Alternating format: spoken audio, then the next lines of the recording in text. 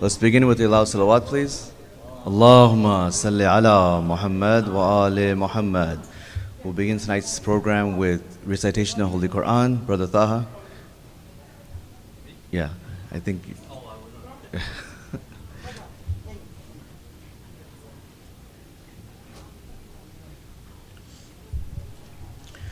أعوذ بالله من الشيطان الرجيم بسم الله الرحمن الرحيم قل يا أيها الكافرون لا أعبد ما تعبدون ولا أنتم عابدون ما أعبد ولا أنا عابد ما عبدتم ولا أنتم عابدون ما أعبد لكم دينكم ولي دين. In the name of Allah, the Most Kind and the Most Merciful, say, O disbelievers, I do not worship that which you worship, nor do you worship the one whom I worship, and neither I am going to worship that which you have worshipped, nor will you worship the one whom I worship. For you is your faith, and for me, my faith. Salawat.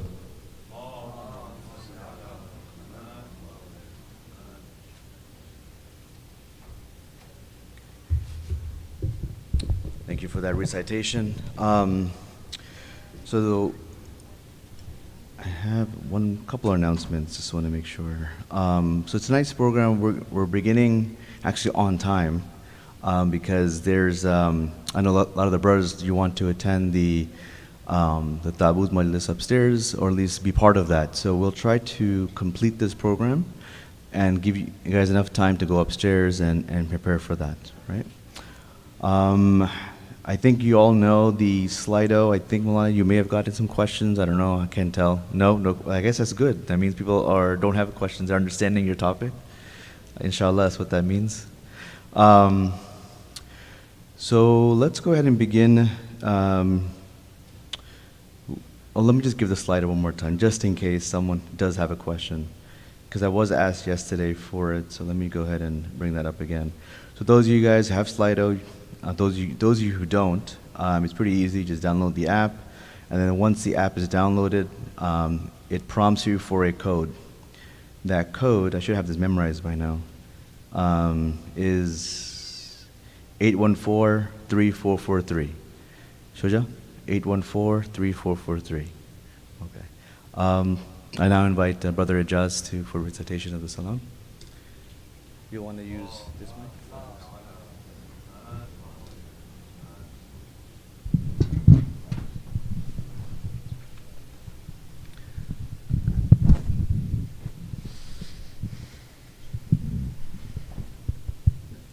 Muhammad wal Muhammad salawat.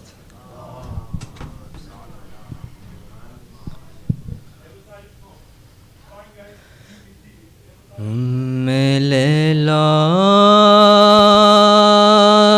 sambhal Zainab ko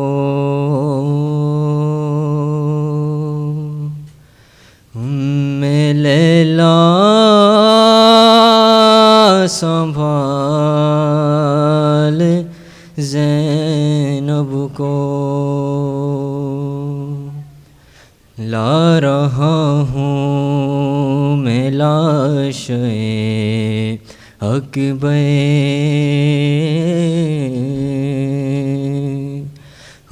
मैं लैला संभाल ज़ैनब को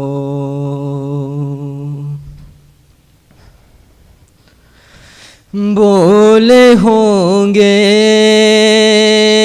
हुसैन ये रो के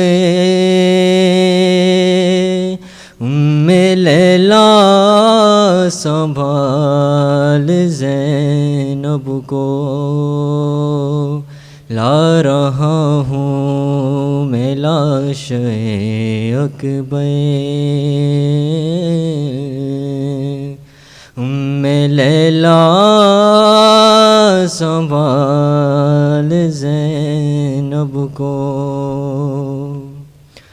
نوجوان لاش ہے ضعیفی ہے، میری نظروں سے دیکھے منظر کو، کیسے ہم شیرے کو سنبھالوں گا، میں سنبھالے ہوئے ہو اکبر کو، تیرا احسان ہو گئے مجھ پہ، لیلا سنبھال زینب کو، اس کے سینے سے لے کے نام علی میں نے بچھی ابھی نکالی ہے، امتحان دے چکی میری غربت، اب تیری بے کسی کی باری ہے، تو بھی اس وقت یا علی کہہ کے لیلا سنبھال زینب کو، دو نگینے تھے اس کی جھولی میں، دونوں عقبے پہ کہہ دیے صدقہ، صبر ایسا کہ اپنے بیٹوں پہ میں نے روتے سے نہیں دیکھا، ہے مگئے اب یہ لاش اکبر، لیلا سنبھال زینب کو، کیسے لاش جواں اٹھائے ہوں، ایڑیاں خط بناتی آتی ہے، ان نشانوں کو پیچھے پیچھے میرے اماں زہرا مٹھاتی آتی ہے، اس کی نظریں نہ دیکھے یہ منظر، لیلا سنبھال زینب کو،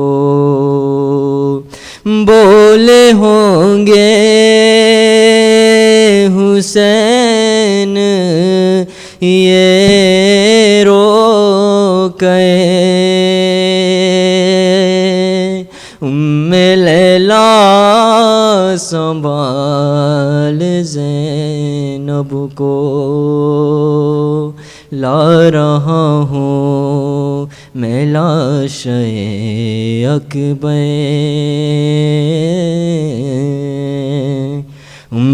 لیلا سنبھال زینب کو، بر محمد وال محمد صلوات۔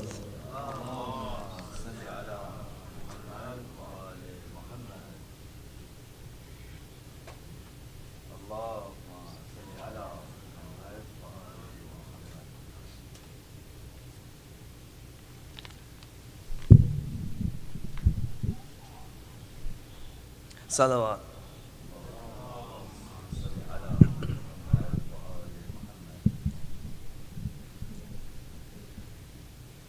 میرے لیے تو خلد کا سامان ہے ماتم،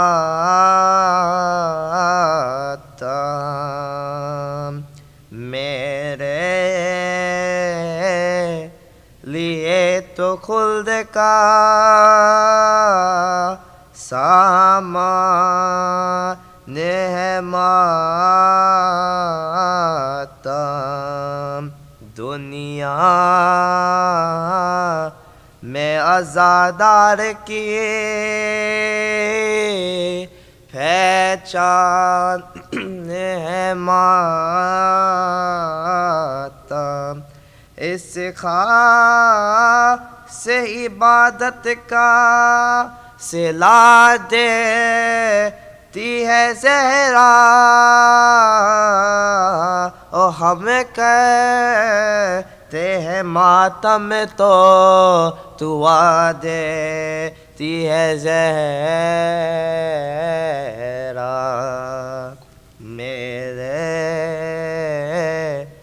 لیے تو خلد کا. سورہ فاتحہ.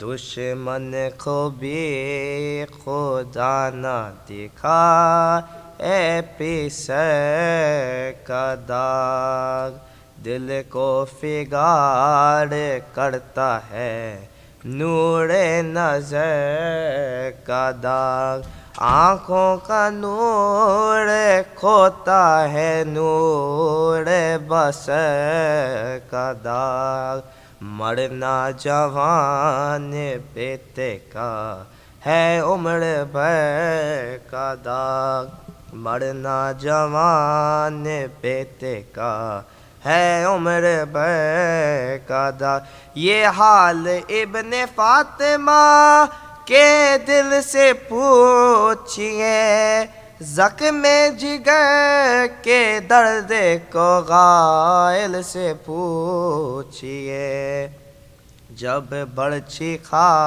کے گم ہوا اکبر سا نونہال، فرزند فاطمہ کا کہوں کس زبان سے حال، لرزا تھا جسم پاک میں خورشید کی مثال، چلاتے تھے شہید ہوا ہائے میرا لال، تھامے ہوئے کلیج کو گھبرائے پھرتے تھے، ایک ایک قدم پا ٹھوکر کھا کھا کے گرتے تھے، آنکھوں میں اشک لبا فغاں اور دل میں درد، ہاتھوں میں لاشا چہرہ ہے اقدس کا رنگ زرد، صدمے سے ہاتھ پاؤں کبھی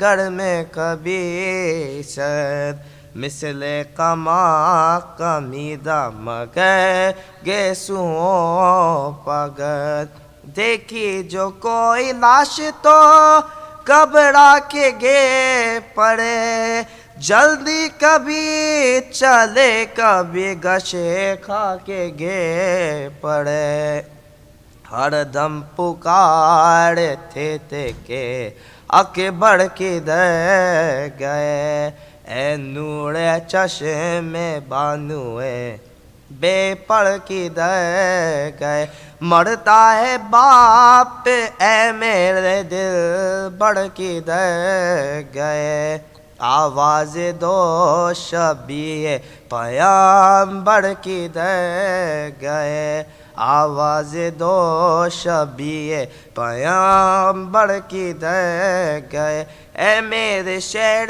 کیا کسی جنگل میں چھپ گئے، ए मेरे चांद क्या किसी बादल में छुप गए, ए मेरे लंबे गेसुओं वाले तेरे निसार, ए बाप की ज़ाइफ़ी के पाले तेरे निसार, खाए जिगर पा ज़ख्मे के बाले तेरे निसार, बाबा को पास अपने बुला ले तेरे निसार, फर्जंद फातिमा की नहीं फी पड़े मैं कह, ए नौजवान पिदर की जाई पड़े मैं कह, बेटा पुकार लो के बहुत बेकरार हूँ, बेकस हूँ बेवतन हूँ गरीब बुल्दियार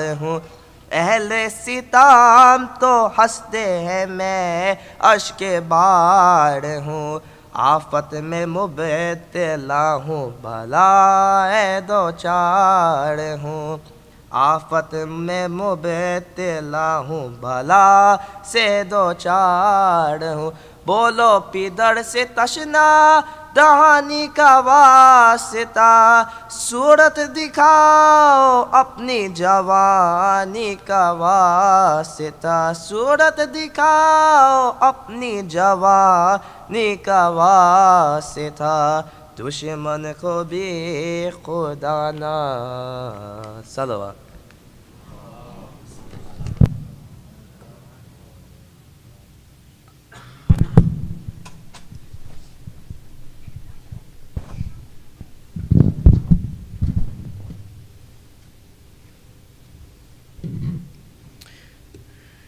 In Karbala's sand, a hero's tale unfolds of bravery and valor, a story that beholds Ali Akbar, the beloved son of Hussein, a shining star in the face of pain, resembling the Prophet, his great ancestry, a reflection of Muhammad's legacy. Imam Hussein's with pride and love would say, my maternal grandfather's light shines through him each day. With courage ablaze, he took his stand, a fearless warrior, a noble command. In the name of justice, he drew his sword. For truth and righteousness, he fiercely soared. In Karbala's battlefield, he fought with might, a epitome of grace and beacon of light. The enemy beheld his radiant face, a glimpse of Prophet's divine embrace. Amidst the chaos, he never cowered. With unwavering faith, he steadfastly towered. He fought for his father, for truth and right, for Ali Akbar's valor and awe-inspiring sight. But fate had written a tragic decree. In Karbala's sand he would no longer be. As he bravely faced the enemy's array, a fatal strike would take him away. With his last breath, a prayer he implored for his father's safety. His heart did pour. In the arms of martyrdom he found peace. Ali Akbar's sacrifice, it shall never cease. His memory lives on, a guiding star in the heart of believers, near and far. Ali Akbar, a hero so dear, and Karbala's legacy forever clear. As we mourn his loss, we find solace and grace in the embrace of his great-grandfather's embrace. May his bravery inspire, his spirit remain in the annals of courage and eternal refrain. And now I invite Maulana for the Sud member. Salawat. Allahumma salli ala Muhammad wa ali Muhammad.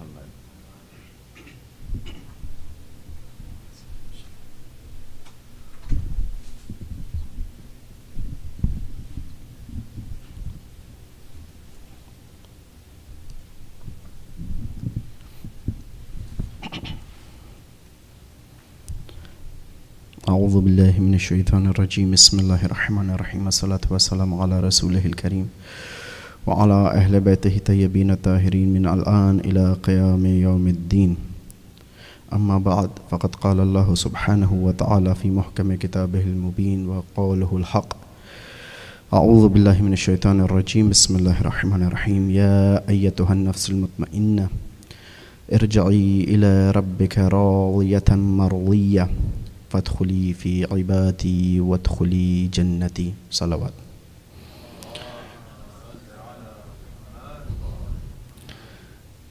So we kind of entered the almost the last nights or the last days of this first Ashra of, or first days of the Muharram, which are really important for all the Muslims, and especially Shias, in the way that we commemorate Imams' legacy, like in the poetry we say, or Imam's story, or Imam's making of Karbala in a little different way. And it doesn't mean that not the other Muslims who love Rasulullah, who love Islam, who love Quran, who are practicing Muslims, they don't love Imam Hussein, or they don't commemorate his martyrdom. They, of course, they do all over the world. I came from Pakistan. I have seen it, like the Sunni majority state. We have Shia commemorations and we have Sunni commemorations as well. And not only, you know, the different style, they do mourn, they do think. Even if you go, some of their scholars, they go online and they talk about this, that the way we talk about Imam Hussein and his, you know, his madlumiyat and his martyrdom. So these days are important for all of us, and that's why we kind of like made an unsaid pact with Imam Hussein that we are coming to his majalis, as we are coming to visit him in Karbala, in his haram, under the qubba of his grave, or under the dome of his grave, where, like I said before, that ulama say that coming to majalis is like you're coming under the dome of Imam Hussein's haram. So when you make any pact, when you make any decision there, inshallah, that will be final, that will be serious. So we have to be serious about ourselves. We have to be serious about what we are talking, what we are thinking, how we are making our connection with Imam, especially in these 10 days, and especially in Majlis Aza. Having said that, inshallah, I'll just say a few words about what we were discussing. So we started kind of like as a dry subject, but in my opinion, it became a little bit something which a person can make sense of, right? Because sometimes what happens is, when you give a theory, even in any studies, any you know, line of studies or any science, not only in religious sciences, you know, when you go to a middle school child and the teacher is teaching him physics or the mathematics especially, they always ask, when am I going to use this, right? Geometry and all those things. But when he grows up and when he goes to college, and even if he's not a mathematician, if he doesn't go into engineering or things like this, he understands that what I studied is helping me out here, indirectly or directly, right? So, well, I'm kind of trying to make a connection here. We started it this way, that it was quite theoretical, it was dry, but now what are we gonna try to do it now is that take that theory and put it in our practical life. Yeah, we came across some terminologies, yeah, we came across some difficult concepts to understand, but once we understand that, or even if we are not able to fully understand them, if we just take them like kind of like borrowing those concepts for the later on, it's still gonna help us. Because if I make a connection that, okay, this theory which we presented here about nafs and how nafs grew from a clay to an intelligent being, and from intelligent being to a spiritual being, till he goes to a status where he is tranquil, in peace, he is in peace with himself, he is in peace with Allah subhanahu wa ta'ala, and from there he grows 2 steps further. And this is important to live a good and happy life. So when I say this, that it helps you to live a good and happy life, that kind of concerns us, right? Because everybody is trying to live a good, happy life. And we all have the right to think in this way. We have all have the right to pursue that. As a matter of fact, we need to do that. I was just listening to one Maulana, and he mentioned few ahadith, and that's really good. There are ahadith about making your family happy.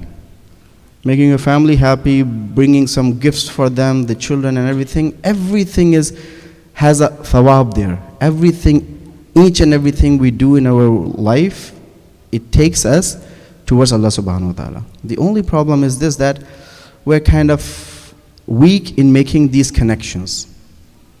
And when we don't make these connections, we have two kind of two lifestyles. One is like a, Raza Rizvi living in Qum and Masjid, and one Raza Rizvi going in a grocery store and spending time with his family. It's all, I'm giving my example, but it's all for us, right? We are all like this. Inshallah, these two lives are not separated to each other. And inshallah, we are making this connection. But usually, it is like this. Usually, we are living kind of two lives. Not in a bad sense, I'm not going there. Of course, there's a problem too, that if you deliberately live two lives, it's called dissociative personality disorder, or we used to call it multiple personality disorder. In psychiatry, it's a problem, it's a disorder, that you're living, you think that you are multiple personalities. But if, na'udhu billah, and inshallah, it's not like this in majority of us, that we live two different lives, or multiple different lives. My life with my family is different than my life at my work, is different than my life with brothers in center, is different than my life outside when I hang out with the other people, Muslims or non-Muslims. Then I'm living different multiple lives. And it's gonna impact our different and multiple, we're gonna create different personalities of ourselves. So we are dissociative here within ourselves. We're not linked to forget about the real self. We are the fake personalities we have made, they are not actually working together. Again, I don't want to make it more complicated. Please recite a salawat. Just to show that these kind of discussions are important.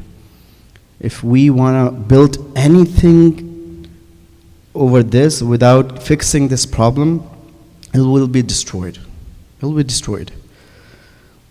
Whether it's a family system, whether finding a good spouse, being a good spouse, working outside, it'll be destroyed in what sense? That I wouldn't be able to work, I wouldn't be able to make money, I wouldn't be able to stay married to a person probably I despise because I didn't build this relationship on true grounds.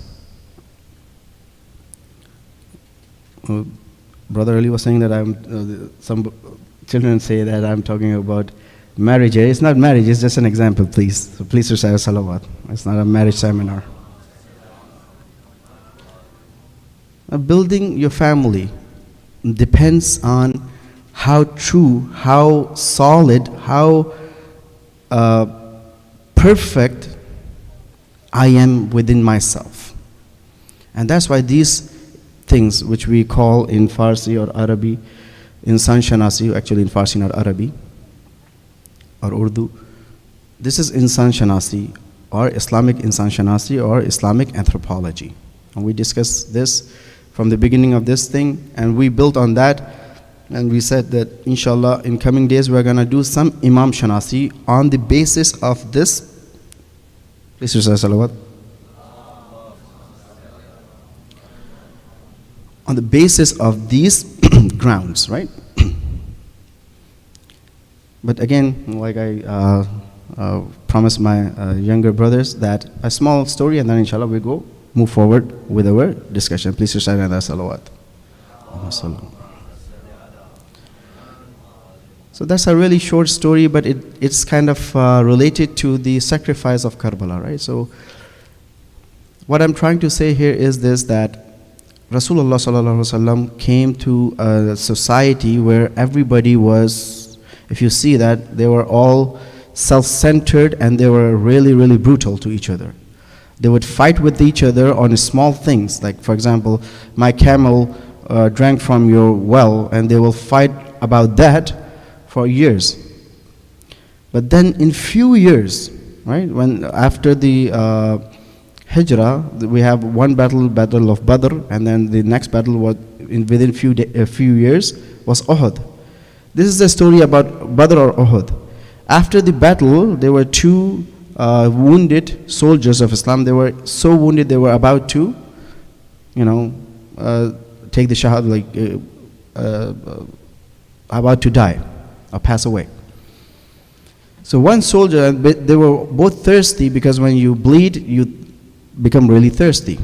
So the one person was thirsty, so in old days they used to have helpers in the battlefield. So there was a helper giving water to all the wounded people. So this person came to this person who was about to die and tried to give some water to him. So while he was dying, he said, no, see, in front of me there's another brother, he is about to die as well. He is more thirsty than me. So please take this water to him and give it to him. He went there. The other brother said the same thing. No, go back to him and give him the water.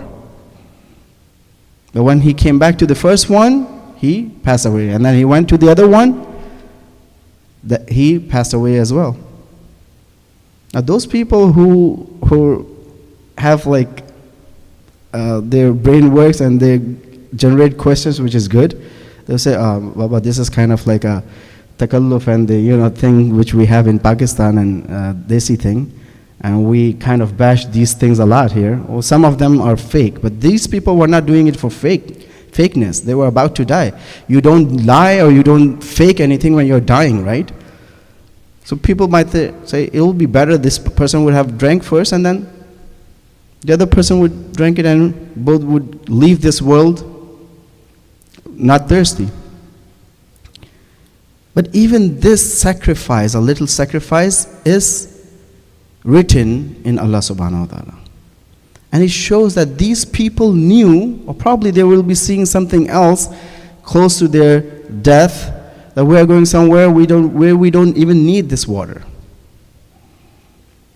A person who thinks that, okay, both should have been, quenched their thirst and left the world, his vision is kind of limited to this world.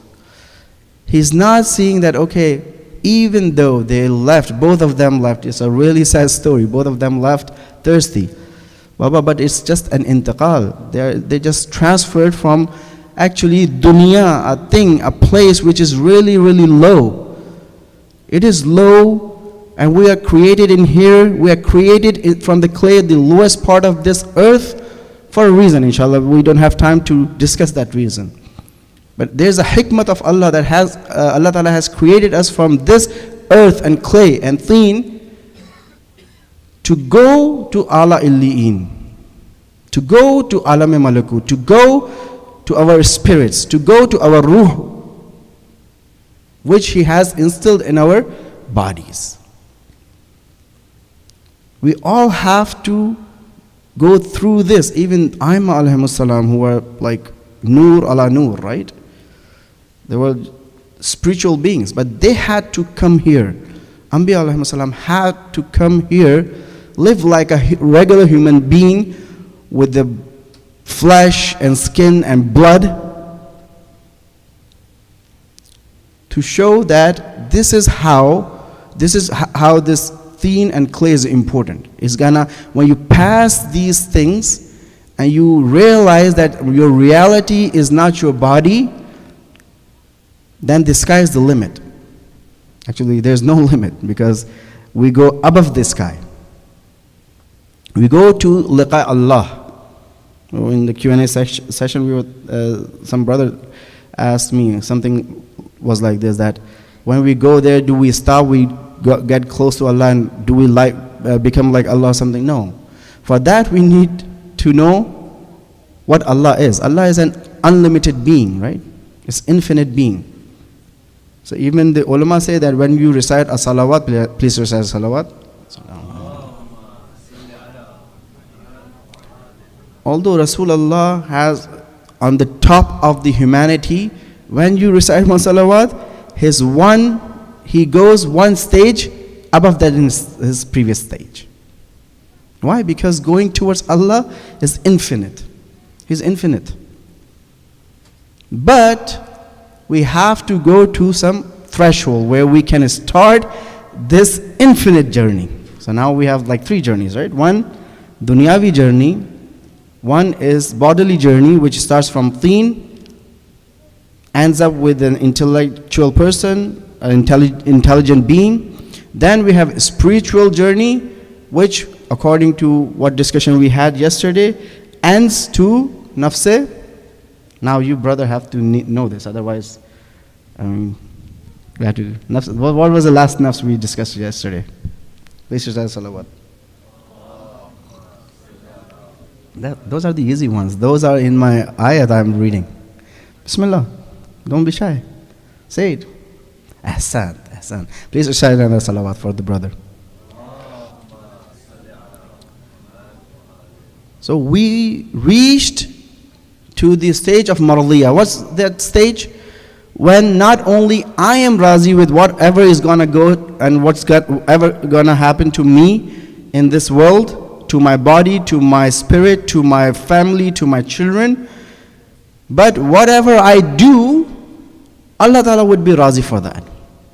It's kind of a stamp, I don't know what you call that stamp, like a seal, that whatever this person who is on the state of marliya do is approved by Allah subhanahu wa ta'ala. Now you see that what you call this state is ismat, right? It's masoom. You cannot do any guna. You are not committing any sin. Not only this, whatever you are doing is approved by Allah. Now you don't even have mubahat. Even if you are drinking water, there is a hasana written for you. To quench your thirst, you are drinking water. That's an ibadah for Allah subhanahu wa ta'ala. Why?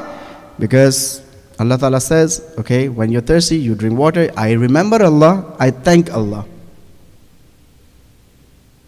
Because I'm in a constant connection with Allah from this state. But now when, this is the spiritual state, right? We reach to mardiya. After that, there's no limit. You have to keep growing up and up. But this is kind of, well, threshold is when you choose not to listen to your nafsa ammara and you choose to listen to your nafsa lawwama. After that, something happens. And this is what our discussion for today. Inshallah, please recite salawat.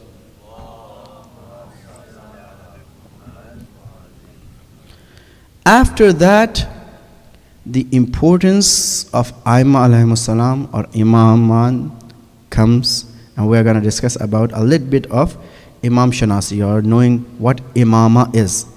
Why? Because in our topic, we are talking about the Nafs Mutmainna. And we said Nafs Mutmainna is Imam Hussain. So how this Imam is helping us to get into that state. Now when I deliberately think that I'm not going to commit a sin, if I mistakenly commit a sin, I'll ask for forgiveness and inshallah Allah Ta'ala is going to remove it. I'm going to listen to anything.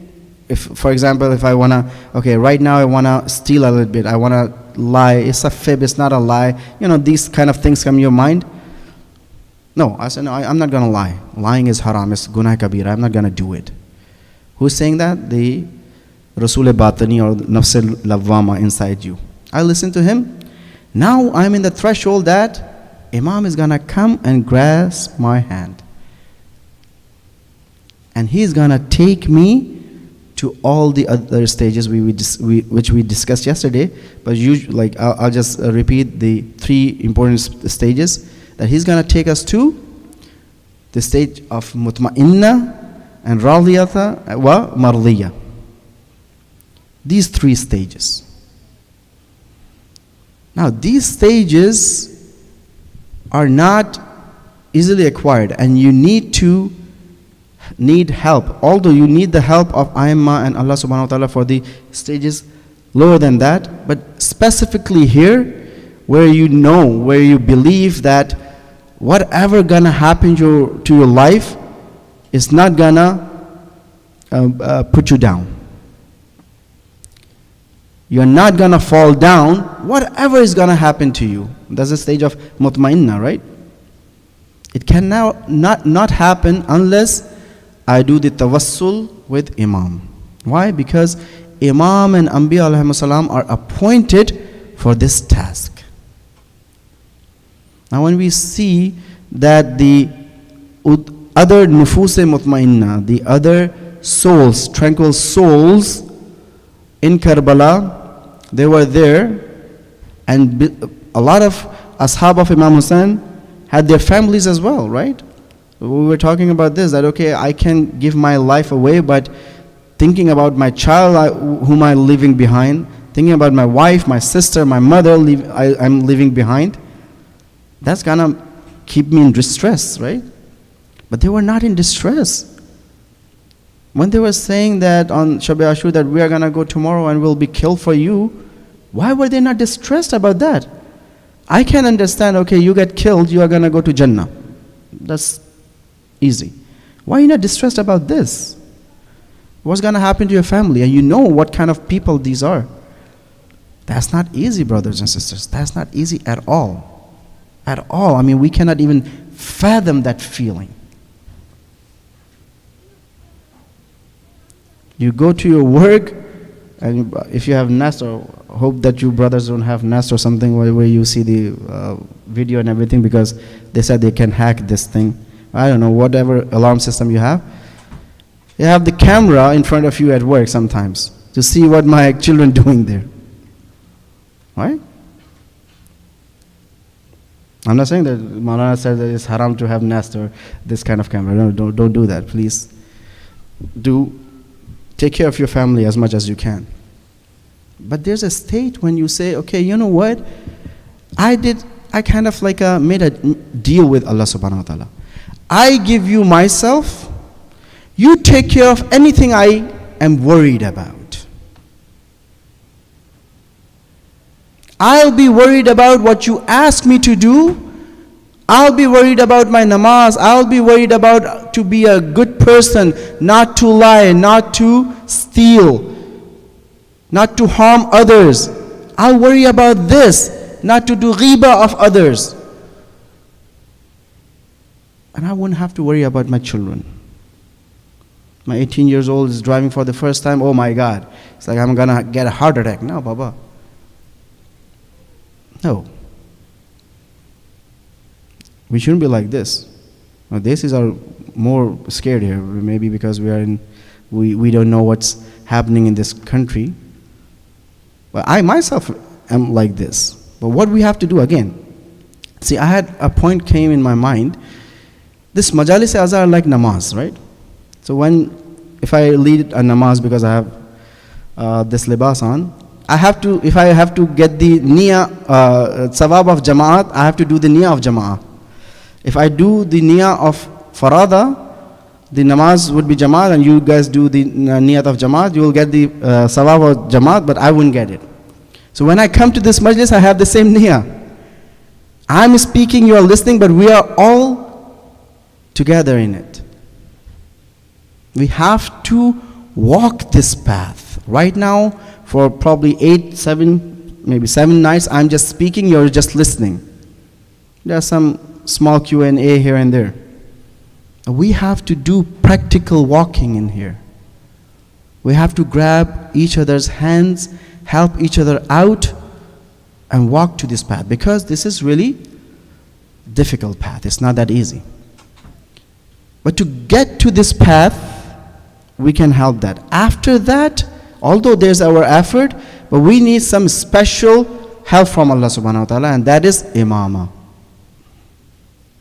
That is what imama is. The imams are appointed there to take us from that path, from the mutmainna. When I made this deal with Allah subhanahu wa ta'ala that I worry about what muharramat and wajibat are, and you make me not worried about what's not in my control.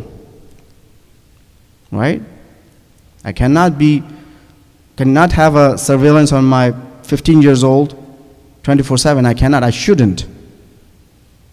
It doesn't mean I don't guide him or her. I cannot be just looking at her or him all the time. I cannot. Physically, it's not possible.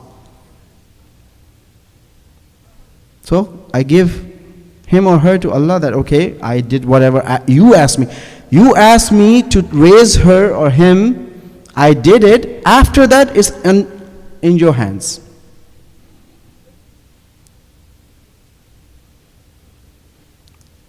More than this relationship, and this relationship can be done only by what? This relationship, which I kind of like made a deal with Allah subhanahu wa ta'ala, that you worried about my, in other sense, you worry about my problems, I worry about your wajibat and muharramat. After that, Imam comes and take us to the other paths, from mutmainna to raziyah to mardiyah and to infinite. Then we have different darajat of ulama and urafa and even people. When we say urafa and ulama, you might think that it's an arif who has a big beard like this and he's sitting on the corner, he's not looking at, they are like this. But believe me, the urafa were like this people, like the street vendor was an arif.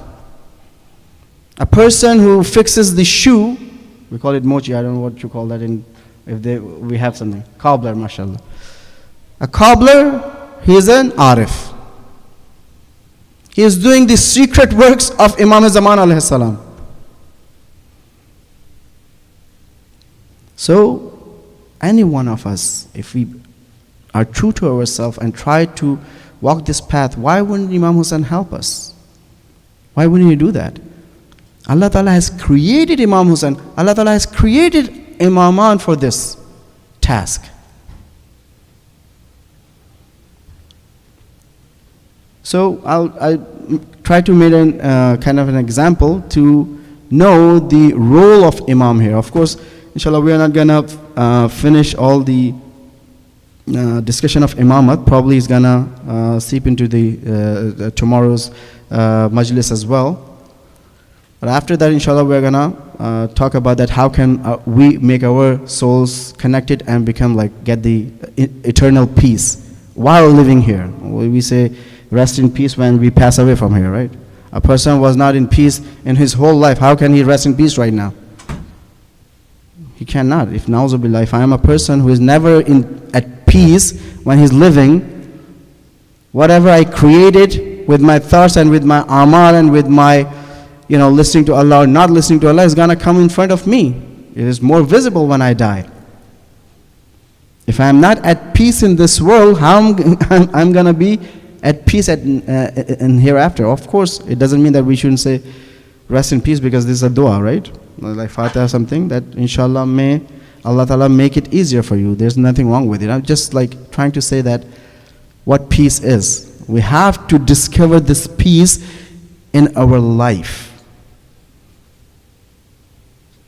Imam Hussain is not designed to come on the first night of my qabr only, or Imam Ali, and help me out. And ask the Munkin and Nagir not to ask these questions because this is our party, right? Unfortunately, sometimes we think in this way. No. Imam Hussain, Imam Ali is here, right here. Right here, right now. They are here to grab our hand. I say, I live in Long Island, there are bullies in my school. There's so many distractions. The women go out and, some distraction comes to me for brothers and the other gender, the vice versa. There are so many temptations. I can't do anything. No. Who said you can't do anything? You can't do anything. You are choosing not to do anything. But if I choose something, so coming back to the example, so giving the example of Imam, right, and Imamat and the role of Imamat in taking us towards Allah subhanahu wa ta'ala. So an ulama say that not only they are the source to take us to Allah subhanahu wa ta'ala, but they are the path towards Allah subhanahu wa ta'ala. Imamat and Imam by themselves is a path towards Allah subhanahu wa ta'ala. The love of Imam Hussein, the crying of Imam Hussein, when you feel the hurt which Imam Hussein was feeling on the day of Ashura, and you cry or not cry, you just feel some sorrow in the depth of your heart, this connection is the path to go towards Allah subhanahu wa ta'ala. This connection by itself is a path to go to those infinite places where you can enjoy the presence of Allah subhanahu wa ta'ala. Brothers and sisters, I feel so bad, and again, I'm talking to myself before anyone else, and it's not because it's not a bit fake takalluf. I'm serious about it. We don't enjoy the presence of Allah in our life. We don't enjoy that. That's why we don't enjoy namaz. Oh, namaz, oh man, I need to do, okay, 4 rakat. Okay, just do it and get back to my life. Namaz is outside my life. The way we read namaz is outside our life. Again, I'm not bashing. If you feel, I don't know when I sit here that I'm bashing or not. If I am bashing, please recite a salawat. You can do it. It's still salawat. If I'm not bashing, recite a louder salawat. I kind of got my answer, inshallah. No, it's just to come here, ask for help from Imam Hussein. Ask. I don't have anything. I cannot present anything in front of you. Whatever you have done, I have nothing, right? It was so beautiful. I got the opportunity to go last year to Karbala, and I was sitting at night.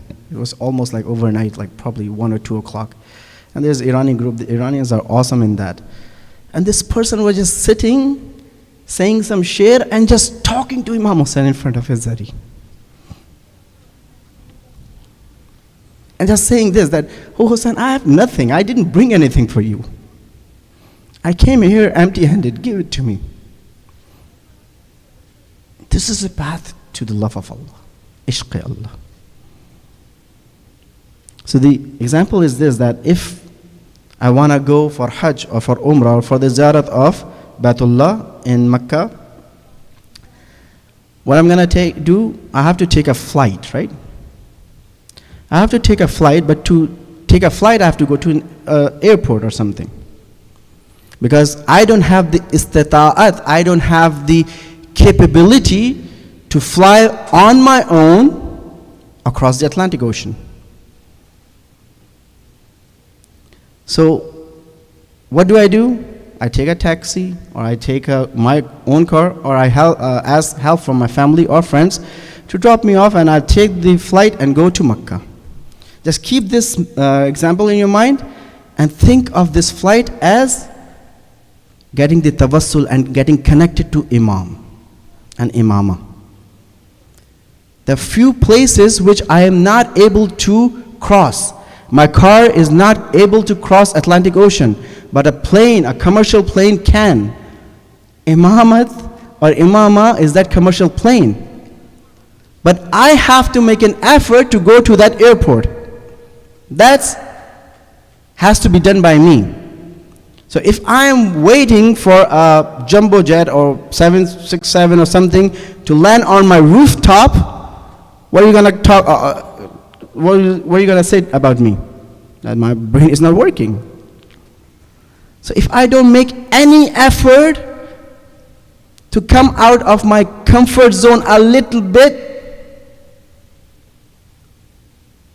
use a little bit of my fuel to go to the airport, how am I going to expect this, that I'm going to take this journey of thousands of miles, including crossing a big ocean. Imam is there.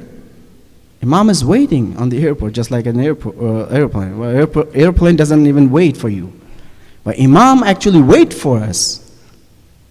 He waits for us. You know this mashhur story about Imam Jafri Sadiq, I believe, if I'm, or probably Imam Musa Kazim. Please recite salawat.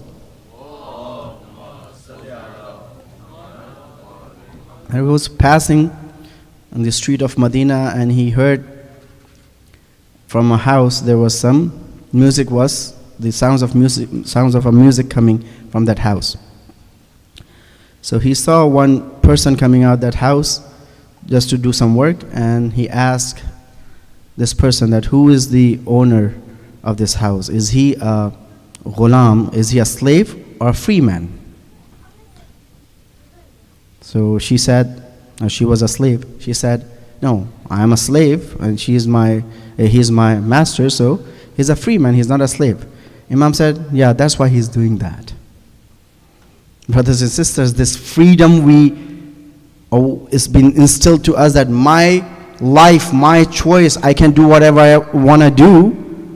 This is what this freedom Imam is talking about. Yeah, when you are free, then you do things like this. What kind of a freedom? Then when I think that I'm freed from any responsibilities which Sharia has given me.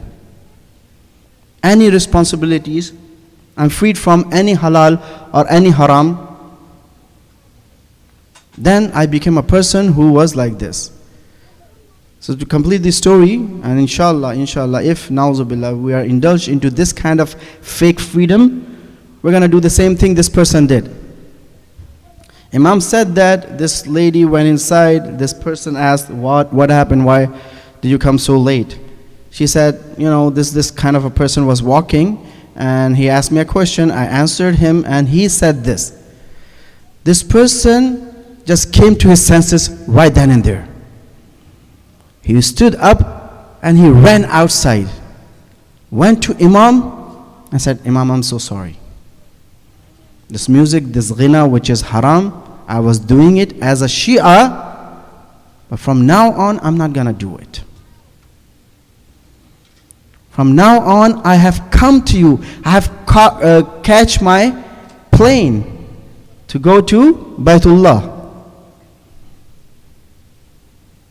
This is our opportunity, brothers and sisters. So, the main thing is this, that like I was saying, that when a child is studying trigonometry and he says like, okay, when am I going to use this? The theories and the bahas and the discussion of nufus and the souls and stages and the stages we cross and we acquire the qualities, the use of that is in here. I have to have this belief in Allah subhanahu wa ta'ala, that who has created. Why? Coming back to the first discussion.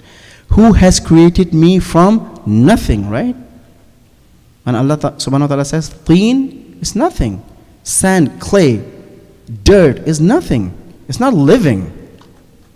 But He created me from that, and then I go there where Jibreel says, okay, you can go further. I cannot go further than this. Like Rasulullah. Then he becomes Insan Kamil. When he becomes Insan Kamil, even the angels who are pure spiritual beings, they are only light and nothing else, they don't have any body. They said, we cannot reach those places where Rasulullah reached. Forget about Rasulullah, we can even talk about Rasulullah. He is on that high status. Even a person, a regular person, a moment is not equal to an angel. I've heard these ahadiths that even my younger brothers, when they read namaz, the farishta becomes mesmerized. Oh my God, this person with all these temptations and all these things going on in his life, he takes some time out and pray to Allah subhanahu wa ta'ala.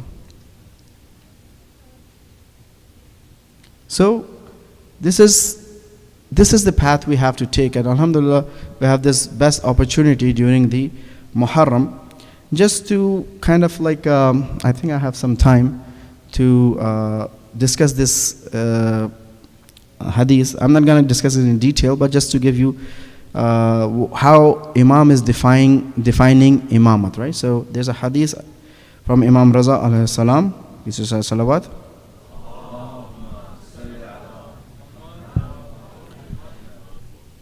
إن الإمام زمام الدين ونظام المسلمين وصلاح الدنيا وعز المؤمنين. What? It means Imam is Zamamuddin. Imam is a person who has the reins of Sharia or Deen. Through him, the Sharia has been implemented. Through him, he can guide you towards Sharia, towards the Deen. Wa nidhamul muslimin. Nidham means all kind of nidham, not only religious nidham, but your economic nidham. How do you live in your house? That nidham. Your domestic nidham. Your relationship with your children. Your relationship with your spouses. I'm not talking about one person here. A spouse is like collective, right? Please say salawat.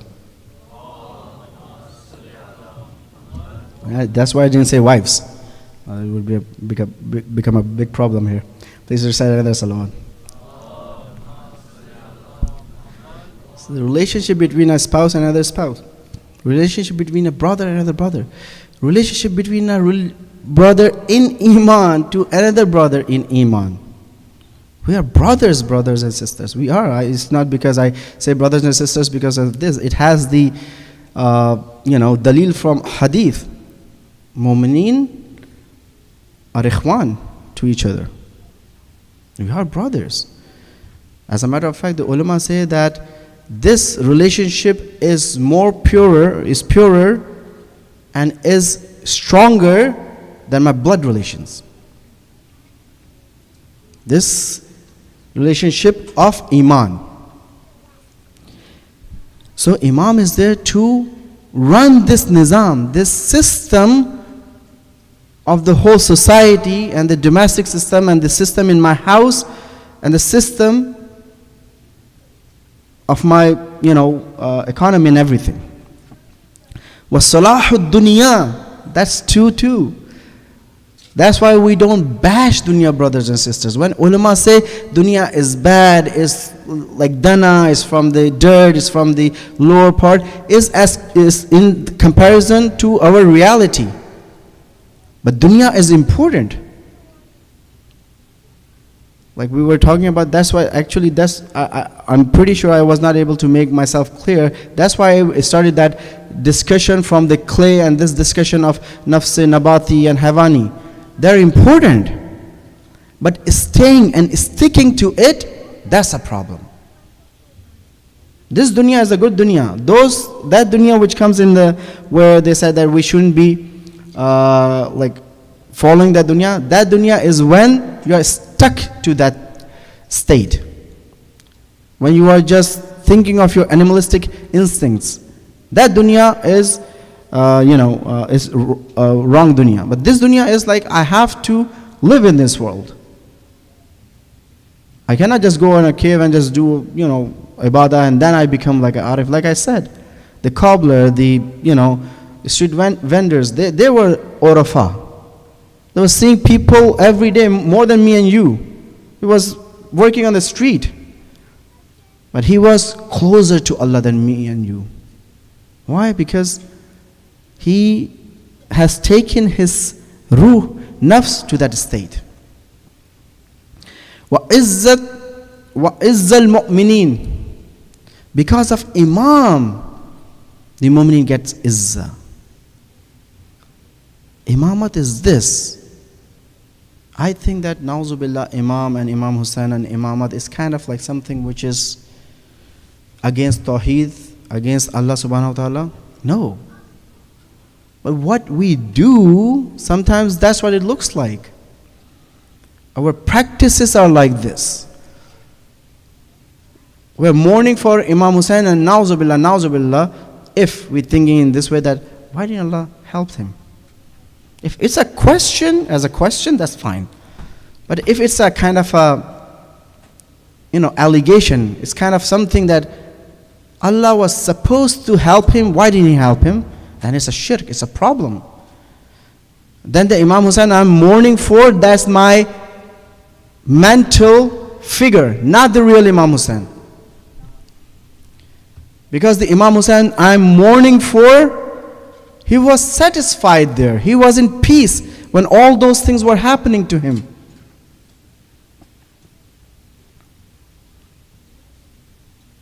I come here, okay, you know what? It's so bad. He was so thirsty. And then this happened, and he had like so many Bechare Hussain, right? The helpless Hussain. This helpless Hussain, which is in my mind, that's my mental construct. It's my mental image, like we were talking about mental images. You can construct them and you can destroy them. We should destroy that mental construct right now and here. Imam Hussain is not helpless. Imam Hussain is there to help us. We are helpless. And not by after Karbala, within Karbala, taking us to Karbala, making us a tranquil soul, making us a nafs mutmainna, making us at peace with ourselves and with our Allah subhanahu wa ta'ala. This is what Imam Hussain did through Karbala. He probably didn't think in this way before. Yeah, it was really hard, it was really painful. Like I said, giving one analogy and then we go forward for Masahib. A person, let's say there's a child, and he said that there's one guy on the chest of his father, and he is opening his chest, opening it, taking the heart out. The child will say, "Don't kill my father." But the older son, who is educated and with the intelligence, he said, "No, he's a heart surgeon. He's actually fixing your father's heart so he can live more." When I see Imam Hussain like this, and I just only feel this, that what I see in Karbala is brutality and killing and cutting and spilling the blood, is because I'm not intelligent enough. I'm still an infant. I don't know what was happening there. It doesn't mean, well, this analogy is not like this, that Nauzubillah, Karbala was supposed to happen like this. The Karbala was supposed to happen in this way, that people should have helped Imam and he would have established an Islamic government. But even if people are not helping you, with his blood, he's going to do the same thing he would have done with his Islamic government. This is what the analysis of Rahbar Muazzam in 250 years old man book. Inshallah, we can discuss this, or probably we might have some majalis about this too. That when Imam, sometimes we analyze Karbala is like that, okay, Imam, that was a political movement, that was something which is destined by Imam, that was something this and that. No, it was just, ask Imam Hussain, Islah Ummate Jaddi. Al-Islah Ummate Jaddi. How? By establishing a government or not? By getting slaughtered in Karbala or not? But ways. That's why Imam Hussain is victorious, brothers and sisters. It's not because we read in poetry and this and that, and we go back home, you know what, sometimes when you fail some, fail some exam, you say, okay, at least I did my best. No, Baba, no. Karbala is not Nauzubillah, failed exam of companions of Imam Hussain. It is a failed exam, those who didn't help Imam Hussain, but not the companions. Faza Fawzan Azima. That's the success, best success, Azim success, the largest success. Habib being slaughtered, Zuhair ibn Qayn being slaughtered, that's his best success, leaving their wives, leaving their family behind. That's the best success, because they decipher this code that when I go and give myself to Allah, He takes care of me. He did take care of everyone. Although, again, the mourning and the sadness is there. There's no denying about it. But it helps us grow. But the question is this, that when you have that kind of ultimate zulm on you, ultimate brutality happening to your family, your loved ones, and not only loved ones, brothers and sisters, there is no comparison of any father and any father's love to his son, to Imam Hussein's love to Ali Akbar. Sallallahu alayka Aba Abdullah wa ala al-arwah allati hallat bi fina'ik. جميعا سلام الله أبدا ما بقيت وبقي الليل والنهار ولا جعله الله الآخر الأهد من نزل زيارتكم. السلام على الحسين وعلى علي بن الحسين وعلى أولاد الحسين وعلى أصحاب الحسين. Ali Akbar, ulama say that two shahadat, two martyrdoms of Karbala were really, really difficult. One was Hussein and the other one was Ali Akbar. Why, brothers? Why was he favorite son of Imam Hussein? Was he the eldest one? Maybe. No, there was a biggest reason. And Imam said this reason when he was sending Ali Akbar to these brutal people, these vicious people, these animals, that, oh Allah, I am sending. You be witness of me that I'm sending to a person who is closest to your Prophet, both physically and spiritually. Ali Akbar, the personality of Ali Akbar, we cannot know the personality of Ali Akbar. Only Hussein can know it. Hussein is the son of Prophet. Hussein can know it, how much he had loved Prophet sallallahu alaihi wasallam. He can tell us that how much he loved Ali Akbar. But you know what? Karbala is a really strange place. In some poetry we say that Imam Hussein kind of stopped Ali Akbar not to go till the end. He went there till like he was the last one to go to Karbala. No. The first arrow which was fired from Umar Saad line, after that when the battle started, the first one whom Imam gave the ijaza or asked him to go and fight was Ali Akbar. The first one. Why? Because Karbala is a place where you show your love, unconditional love to Allah. You give the best of best you have to Allah. The best thing Hussein had in Karbala was Ali Akbar. That's why he was sending Ali Akbar before anyone else. But of course there were ashab, there were people, the Shia of Imam, who had the ma'rifat of Imam. They said, no, that's not going to happen. We cannot let Ali Akbar go there. Remember someone who looks like Rasulullah sallallahu alaihi wasallam.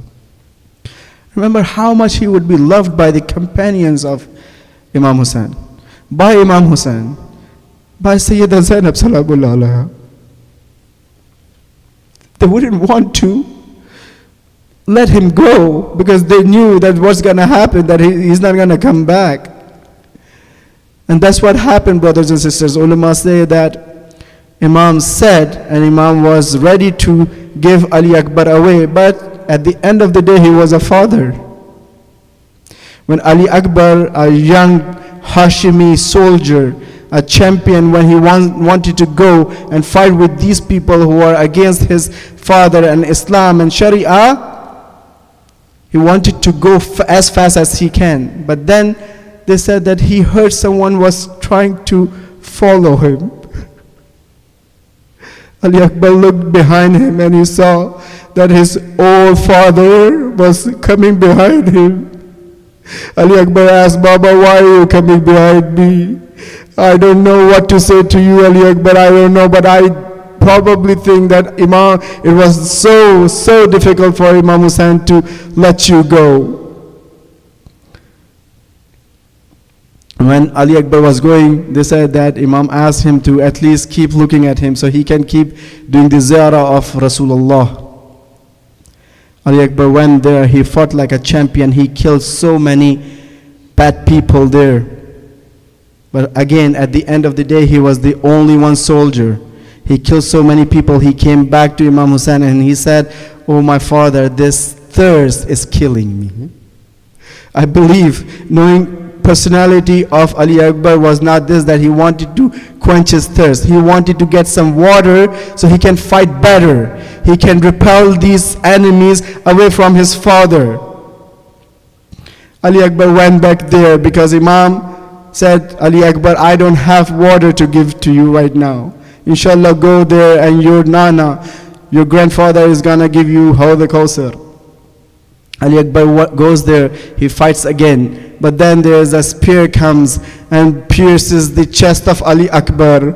Brothers and sisters, something is written in Maqatil which makes me cry, which makes me feel that what kind of a personality Ali Akbar was. When he was coming down off the horse, he didn't say, "Oh Hussein, come and help me. Oh my father, come and help me. I'm about to get killed." He said, "Assalamu alaikum ya Bata.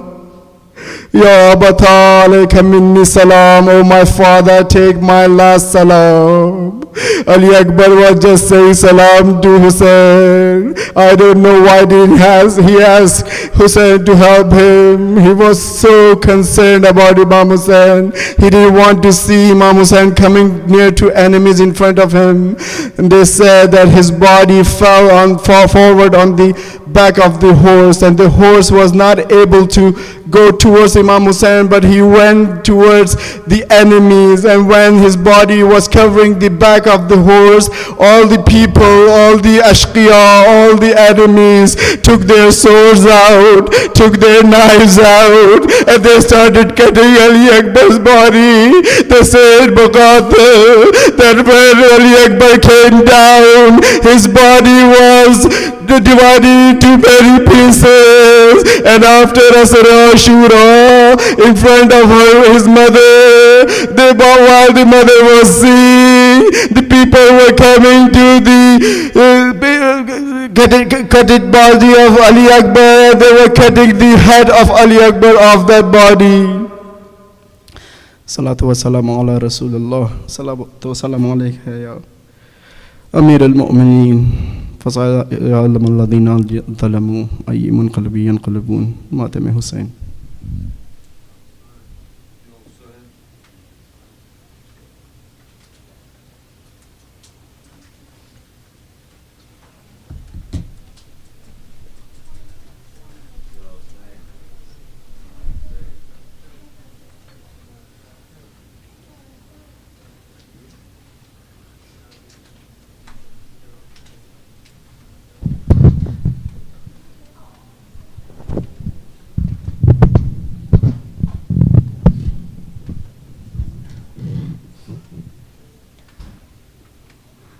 Akbar,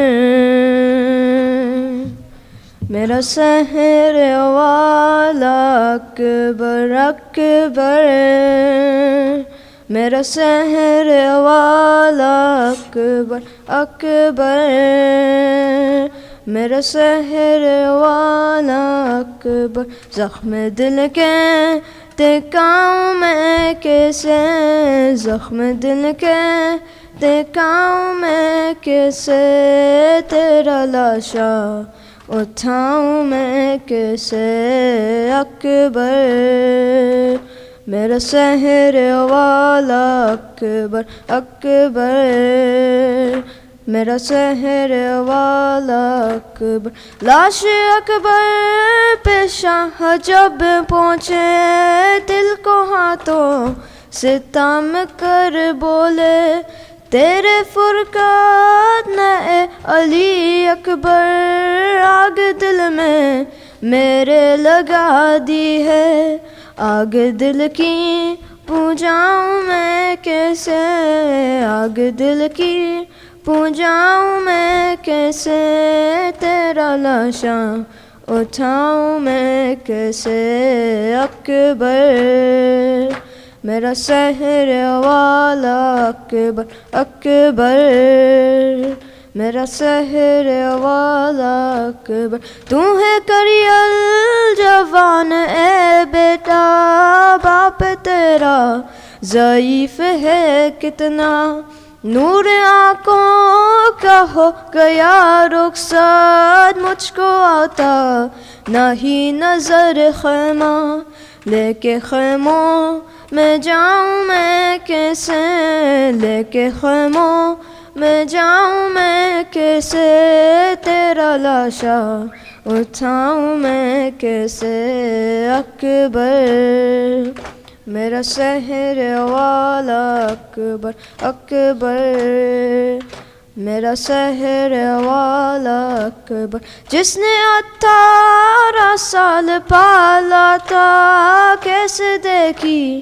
کہ وہ تیرے لاشا تیری شادی کا تھا جسے ارماں کیسے جیلے گی وہ تیرے صدمہ تیری ماں کو بتاؤں میں کیسے تیری ماں کو بتاؤں میں کیسے تیرا لاشا اٹھاؤں میں کیسے اکبر میرا سحر والا اکبر اکبر میرا سحر والا اکبر دیکھ آیا ہے کاس دے سگرا راہ تکتی ہے وہ دکھی بہنا تجھ کو بیمار نے بلایا ہے وعدہ سگرا کا کیوں بلا ڈالا غم یہ دل سے لگاؤں میں کیسے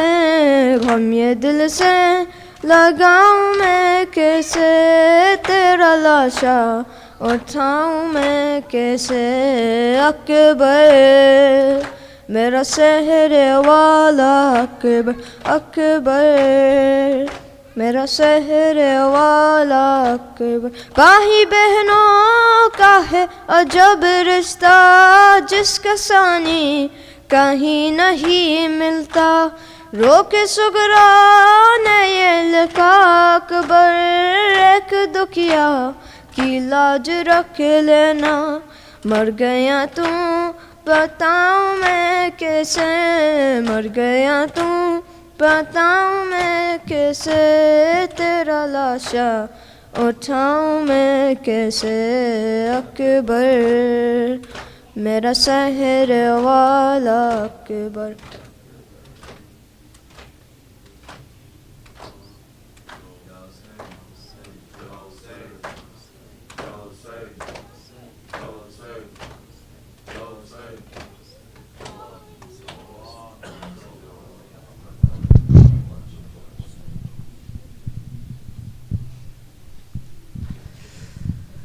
متوجہ زیارت السلام علیکہ رسول اللہ السلام علیکہ حبیب اللہ السلام علیکہ علی ولی اللہ وصی رسول اللہ السلام علیکہ خدیجہ الکبری ام المؤمنین السلام علیکہ فاطمہ الزہراء سیدۃ النساء العالمین السلام علیکہ حسن مجتبی سبط رسول اللہ السلام علیکہ حسین شہید بکربلا السلام علیکہ علی بن الحسین زین العابدین السلام علیکہ محمد بن علی الباقر السلام علیکہ جعفر بن محمد الصادق السلام علیکہ موسیٰ بن جعفر الکاظم السلام علیکہ علی بن موسیٰ الرضا السلام علیکہ محمد بن علی التقی السلام علیکہ علی بن محمد النقی السلام علیکہ حسن بن علی العسکری السلام علیکہ خلف القائم المنتظر المہدی عجل اللہ تعالی فرجک وسہل اللہ تعالی مخرجک وظہورک وجعلنا من انصارک واعوانک جميعا ورحمۃ اللہ وبرکاتہ اللہم صلی علی محمد اللہم کل ولیک الحجة ابن الحسن صلواتک وعلیہ وعلی آبائہ